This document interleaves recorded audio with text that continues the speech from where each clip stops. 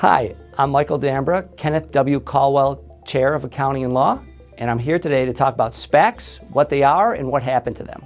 What is a SPAC? Well, a SPAC is a special purpose acquisition company. It's a blank check company that essentially raises capital via an IPO for the purposes of acquiring a private company. You can see from this chart, there's been a huge amount of activity since 2020 in terms of firms raising capital through special purpose acquisition companies. It really started with COVID when the capital market shut down, followed by a couple successful companies that have gone public via SPAC. DraftKings and Virgin Galactic are two of the major ones. And you can see for the past 3 or 4 years, SPAC IPOs have actually outpaced traditional IPOs. And that's for a couple different reasons. First, the process, the time in which you go public as a private company is quicker through a SPAC. It's easier to negotiate, and probably most importantly, it's a bit easier to communicate to the market through a SPAC. So in the 90s, Congress granted public firms what's referred to as a safe harbor from liability or litigation from providing forward-looking statements, such as financial forecasts, to prevent excessive litigation.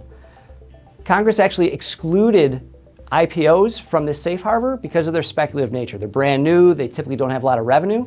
However, unlike traditional IPOs, firms that go public via a SPAC are considered a merger, and therefore they're allowed to provide financial forecasts, and they can do it under that safe harbor protection. But practitioners, regulators, and media have all been concerned that allowing these SPAC companies to provide speculative forecasts may mislead investors. Here's a good example from the Wall Street Journal. So Google is well known for being the fastest firm to ever get from $0 of revenue to $10 billion, and it took them 8 years. Soon after, Facebook, Tesla, and Amazon hit that threshold between 10 to 12 years.